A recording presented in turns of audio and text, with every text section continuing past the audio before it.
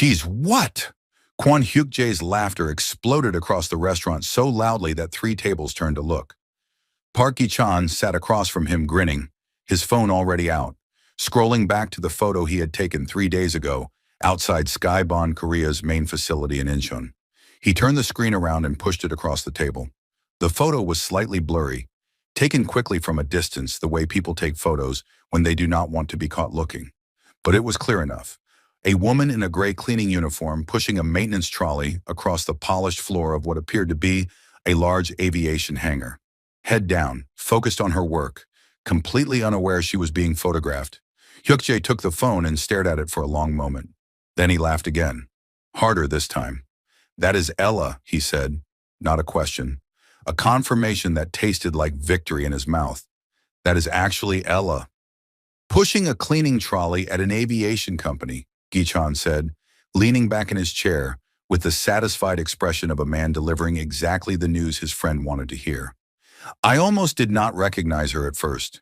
She looked so small, you know? Like she just disappeared into the place." Hyuk-jae set the phone down and picked up his glass of wine. He swirled it slowly, the way he did when he was feeling particularly pleased with himself. "I told her," he said quietly, almost to himself. "I told her the day I served those divorce papers. I said, 'Ella, you are a good woman, but you will never amount to anything significant. You do not have the mind for it. You do not have the drive.'" He took a long, slow sip.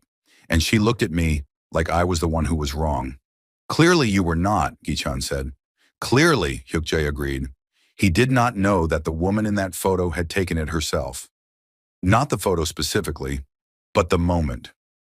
She had seen Gi-chan across the hangar 3 days ago, recognized him immediately and continued pushing her trolley without changing her expression by a single degree. She had known exactly what he was doing with his phone. She had known exactly who he would run to, and she had simply let him run. Because Ella had learned a long time ago that the most powerful thing you can do with someone who underestimates you is absolutely nothing. Nothing at all. Just wait. Kwon Hyuk-jae had built KHJ Corporation from the ground up over 15 years. He was the kind of man Seoul respected loudly and liked quietly.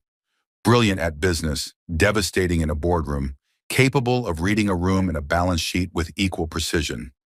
He had grown up with nothing in Busan and had clawed his way to the top of Korea's corporate landscape through a combination of genuine intelligence and a hunger that never fully left him, even after the money came.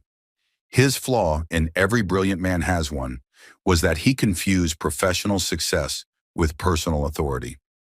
He believed that because he had built something impressive, he was therefore qualified to measure everyone else's worth against his own standard. And by that standard, very few people ever fully measured up. Ella had come closest. He had met her at an international business conference in Singapore 6 years ago. She had been the only woman in a panel discussion who had directly challenged the keynote speaker's economic analysis and done it so precisely and so calmly that the room had gone quiet. Hyuk-jae had found her afterward and introduced himself, and they had talked for 3 hours straight. He had married her 14 months later. For 2 years it had been good. She was sharp and warm and quietly funny in a way that caught him off guard repeatedly. She did not need a spotlight. She had her own light, and that had initially attracted him deeply. But slowly, subtly, his need to be the most impressive person in every room began to chafe against her quiet confidence. He started interpreting her calm as simplicity, her silence as lack of ambition, her refusal to perform her intelligence for his colleagues as evidence that she did not have enough of it. He started saying things. Small things at first, then larger ones. "You should let me handle this. You would not understand the numbers. My colleagues asked what you do. I did not know what to tell them. I need someone who can keep up with me, Ella. I need someone who matches where I am going." Ella had heard every word, filed everyone away, and said very little in return because she was busy, not with her feelings, with her company. The divorce had been his idea. She had signed the papers in 20 minutes and walked out of the lawyer's office without looking back. He had interpreted that as confirmation that she had nothing to go back to. He could not have been more wrong. Kim Na-rae had been seeing Hyuk-jae for 8 months.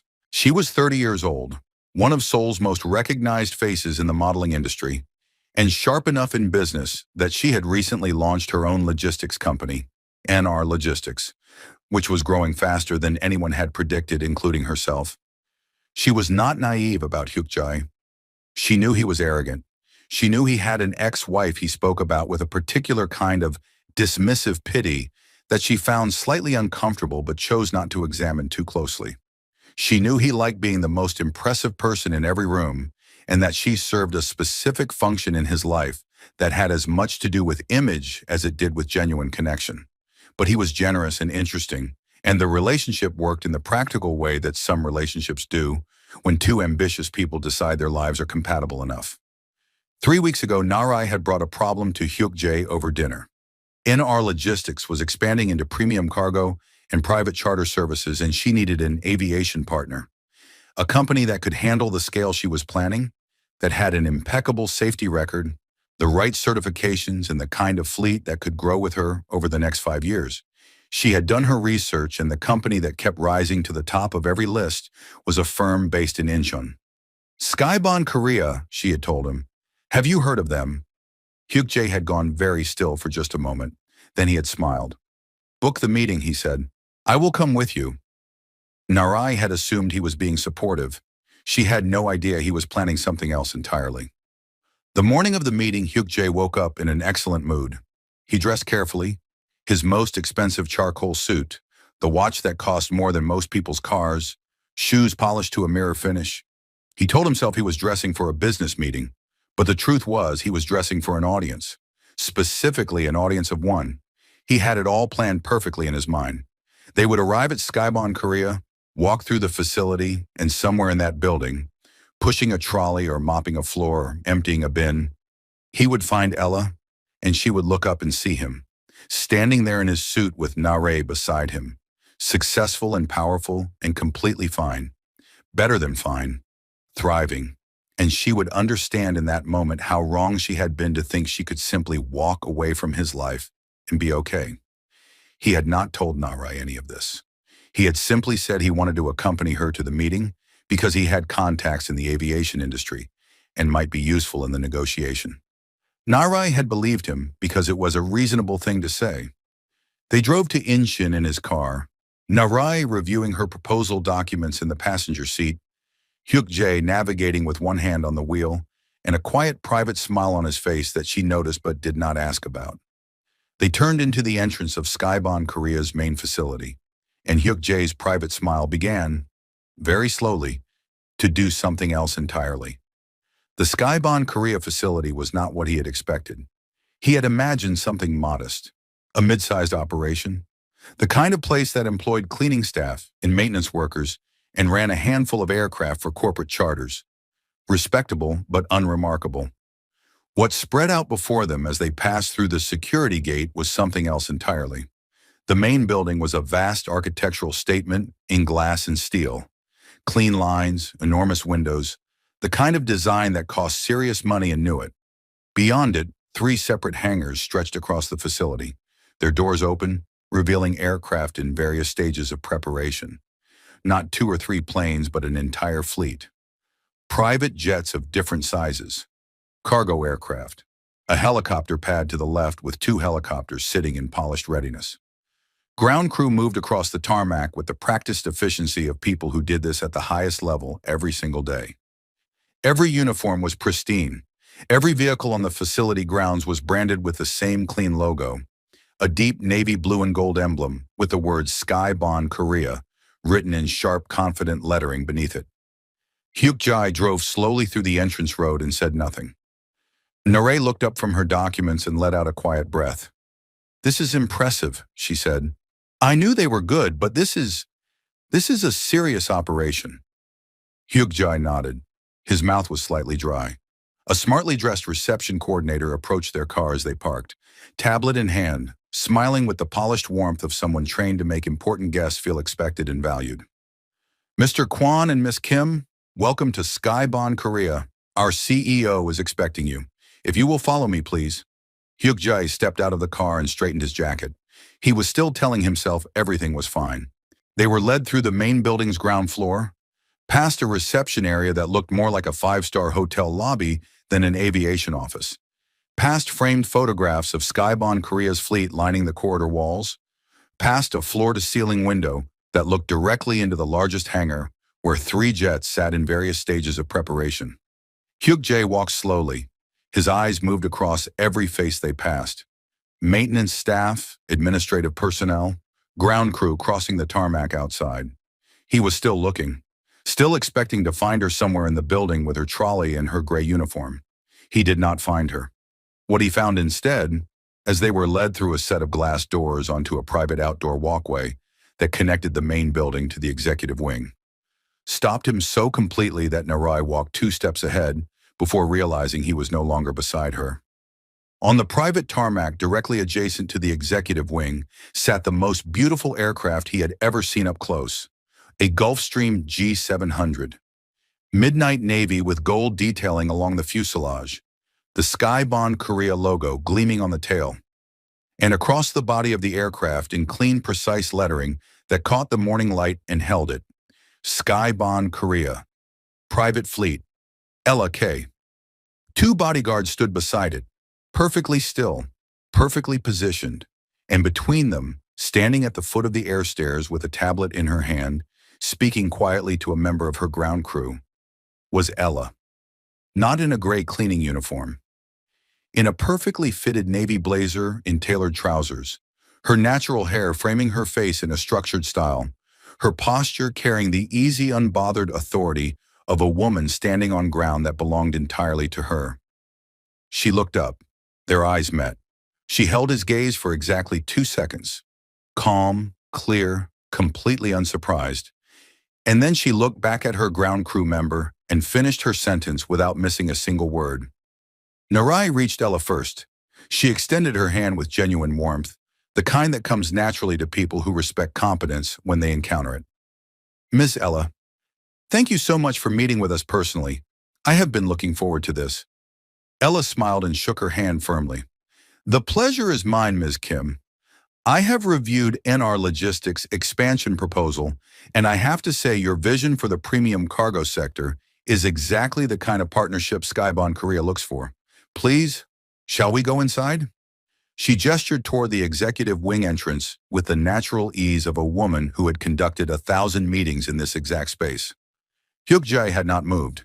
He was still standing where he had stopped on the walkway, 15 meters behind Nare, staring at the name on the aircraft, then at Ella, then at the aircraft again.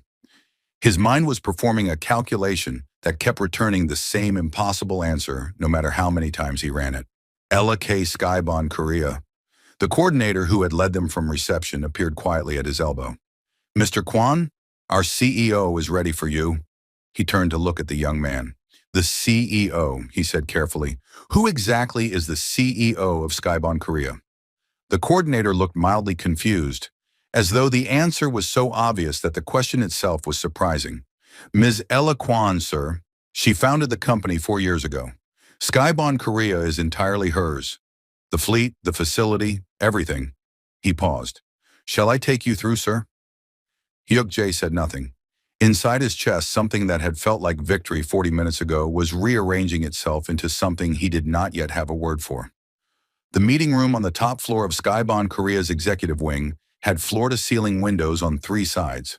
From where Hyuk-jae sat, he could see the entire facility spread out below. The hangars, the fleet, the ground crew moving across the tarmac with quiet precision, and directly below the window Ella's private Gulfstream sitting in the morning light, with her name written across it in letters large enough to read from 4 floors up. He had not spoken since they sat down. Ella had not addressed him directly once. She sat at the head of the table, in her building, in her company, with 2 members of her executive team flanking her, her tablet open, her attention entirely on Nare. She was warm and precise and impressively thorough, walking Nare through Skybound Korea's fleet capabilities, safety record, international certifications, and growth projections with the fluency of someone who had built every part of what she was describing from the ground up. Narai was completely engaged, leaning forward, asking sharp questions, and receiving even sharper answers. The two women had found a professional rhythm within the first 10 minutes that excluded everything else in the room, including Hyuk-jae. He sat quietly and looked at Ella. He thought about Gi-chan's photo, the gray uniform, the cleaning trolley. He thought about sitting in that restaurant laughing so hard 3 tables turned to look. He thought about the wine he had swirled in his glass and the words he had said. I told her she would never amount to anything significant, and the satisfaction he had felt saying them.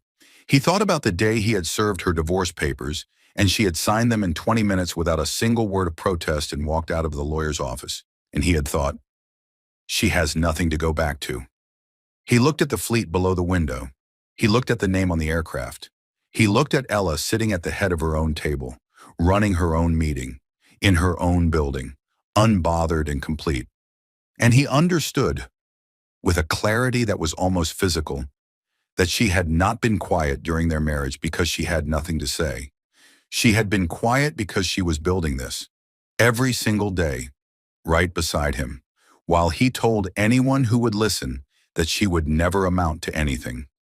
Nare closed her proposal folder and looked across the table at Ella with the expression of someone who has just found exactly what they were looking for. I think we are aligned on everything that matters, she said.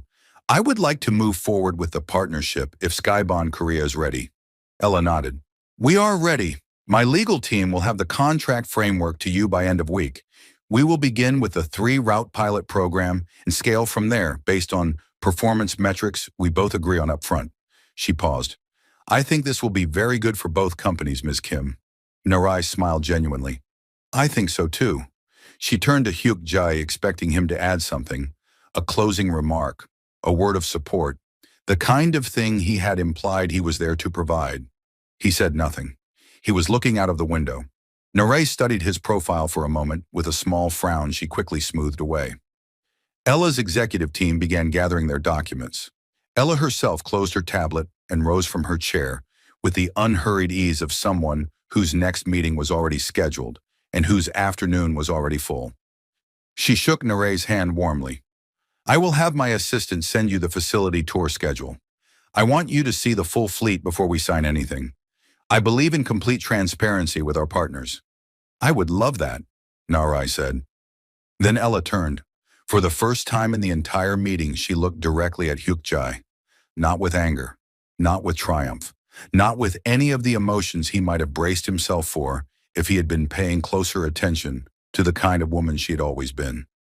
She looked at him with something far more devastating than any of those things. She looked at him with simple recognition. The way you look at someone you used to know, someone who belongs to a chapter that is finished and filed and no longer relevant to the story you are currently living.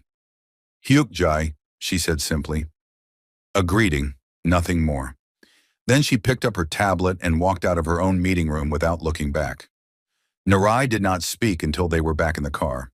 Then she turned to Hyuk-jae and looked at him for a long moment with the particular expression of a woman who has just assembled a puzzle she did not know she was solving. You knew her, she said, not a question. Yes, Hyuk-jae said. His voice came out flat, empty, like something had been removed from it. He was quiet for a moment. Outside the car window, the Skybond Korea facility moved past them as he pulled out of the entrance road. The hangars, the fleet, the building, and one last glimpse of the private tarmac where the Gulfstream still sat in the morning light with Ella's name written across it in gold. She was my wife, he said. Narai said nothing for a very long time. Then, quietly, almost to herself, she founded all of this while you were married? No, he said. And this was the part that sat on his chest like something with real weight. She founded it after, in 4 years. He paused. I told her she would never amount to anything significant the day I divorced her. Narai turned to look out of her own window. She did not say what she was thinking. She did not need to. The silence in that car said everything that needed to be said. Across the city, Ella was already in her next meeting. Her Gulfstream was being prepared for a flight to Singapore the following morning for an international aviation conference, where she had been invited to speak as one of Asia's most compelling emerging voices in private aviation. She had not thought about Hyuk-jae since she walked out of that meeting room. Not because she was cold, but because she had stopped giving him space in her mind a long time ago. Around the same time she had started giving that space to something more deserving. Her company, her fleet, her future. Park Gi-chan called Hyuk Jae that evening. "So, did you see her? Did she see you? What happened?" Hyuk Jae sat alone in his apartment, with a glass of whiskey he had not touched, and looked out at the Seoul skyline for a long time before answering. "She owns it," he said finally. "She owns the whole thing. The jets, the planes, the building, all of it." Silence on the other end of the line. "She was not cleaning the floors, Gi-chan," he said quietly. "She was walking them. There is a difference. I just did not know what it looked like." He ended the call. Outside, Seoul moved through its evening the way it always did, bright and continuous and completely unbothered. Somewhere across the city, a woman who had been told she would never amount to anything was reviewing tomorrow's flight plan. She had places to be. She always had. The moral lesson of this story is that never confuse someone's silence for emptiness. Never mistake someone's humility for lack of ambition. And never be so drunk on your own opinion of someone that you miss who they are actually becoming right in front of you.